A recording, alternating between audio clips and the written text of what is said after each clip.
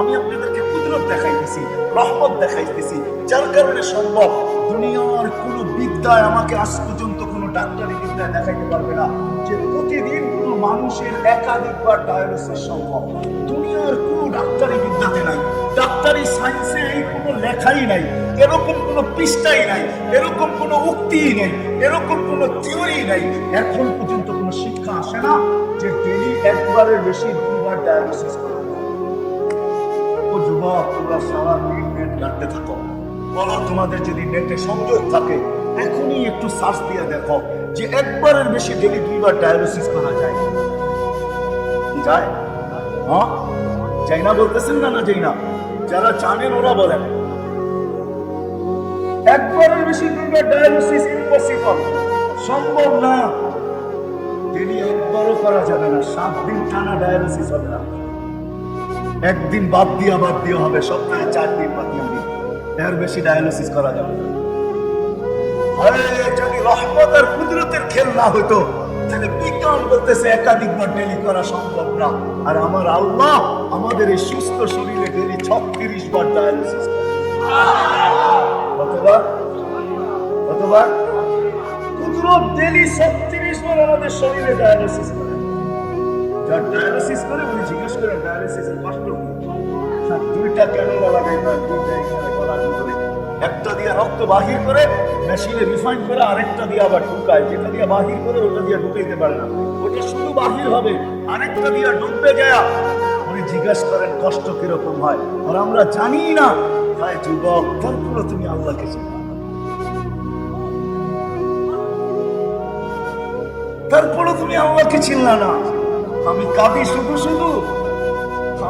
শুধু কাঁদি, এটি ভাবতেই কাঁদি। সময় হয় না, অনেকে পছন্দ করবে না যে আমরা ডাক্তারি করতে বসে রাখি, নাহলে আমি দেখাইতাম যে এই শরীরে রহমতের কতটুকু ছাপ, কতটুকু আল্লাহর রহমতের কানেকশন। এই জন্যই তো হুকুম দিছে মসজিদে ঢোকার সময় দোয়া করবে, আল্লাহুম্মা ফতাহলি আবওয়াবা রাহমাতিক। ও মালিক, রহমতের গুণাবনে চলে আসলাম, যে আমার সংযুক্ততা রহমতের সাথে করে দে, কানেকশন আমার রহমতের সাথে করে দে, সংযোগ করে দে রহমতের সাথে। নাইলে আমার কিডনি ডেলি 36 বার রিফাইন হবে না, ডায়ালিসিস হবে না। তুই যদি রহমতের সংযোগ না রাখলি তো আমার দৃষ্টি দেখবে না। তুই যদি রহমতের সংযোগ না রাখলি তো হতে পারে আমার কান একদিন শুনবে না। তুই যদি রহমতের সংযোগ না রাখলি তো হতে পারে আমার জবান একদিন বলবে না। তুই যদি সংযোগ না রাখলি হতে পারে আমার কিডনি সচ্ছল থাকবে না। তুই যদি সংযোগ না রাখলি তো আমার লিভার নষ্ট হয়ে যাবে। তুই যদি সংযোগ না রাখলি তো আমার হার্ট বিনষ্ট হয়ে যাবে। তুই যদি সংযোগ না রাখলি আমি হাতটা কাটটা হইতে পারি, কিন্তু আমার যৌবন বিলুপ্ত হবে না। এরকম যুবক দেখতে তো যুবক দেখা যায়, কিন্তু ভিতরে নাইলে কলিকতার হারবাল চলবে তো চলবে কেন? নইলে মডার্ন হারবার চলবে কেন? মডার্ন হারবার কেন চলবে? কলিকতার হারবার কেন চলবে? এত বড় বড় হাসপাতাল কেন হবে? চর্ম আর যৌন নিয়ে এত বড় বড় হাসপাতাল কেন হবে? এত বড় বড় ডাক্তাররা ডিগ্রি কেন নিবে? এত মেডিসিন কেন তৈরি হবে? বুঝা গেল এই জন্যই মসজিদে আসার ডাক, আহ্বান ছিল, আস আমার রহমতের সাথে তুই সংযুক্ত হ। এই জন্যই মসজিদের দোয়া, আল্লাহুম্মা ফতাহলি আবওয়াবা। অথচ ডাকে আল্লাহ কয়জন আসে? আর আগে বাড়তে চাইতেছি না, কয়জন আসে? এই জন্য আগে ওয়াদা করেন কথা শেষ করার আগে যে আজকের থেকে নামাজ চলবে। ওয়াদা, পাক্কা ওয়াদা। পূজা কিন্তু করেন। আমি যুবকদেরকে বলতেছি পূজা করো, নাহলে আমি কিতাব থেকে তোমাদেরকে শোনাইতেছি। যদি না করলা তাহলে 2টা শাস্তি দুনিয়াতে তোমাকে আল্লাহ দিবে, এটা লেখা রাখো। কয়টা? অল্প বয়সে যৌবন হারায় ফেলবে। আজকে বাংলাদেশে যুদ্ধ ঘোষণা করেও পারতেছে না সরকার। যুদ্ধ ঘোষণা করছে না, করে নাই? কিসের ব্যাপারে?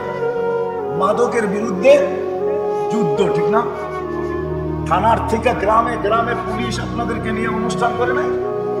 মাদকের বিরুদ্ধে না করে নাই? মনে হয় 2500 হয় নাই, ঠিক না? ফোন করে জিজ্ঞেস করবো আপনাদের এমপি সাহেব করছেন কি করেন নাই? নাই প্রত্যেক ইউনিয়নে চেয়ারম্যানরা করে নাই মাদকের বিরুদ্ধে? মেরে দোস্ত, মাদক কেন আসছে জানে? এই জন্য যুদ্ধ ঘোষণা করে পড়তেছে না। যুবকরা বিনা দ্বিধা আমরা বলি মসজিদের মুরিদ হও, আমরা বলি হক্কানি আলেমদের মুরিদ হও, আমরা বলি আল্লাহ ওয়ালাদের মুরিদ হও, আমরা বলি তাবলীগের মুরিদ হও।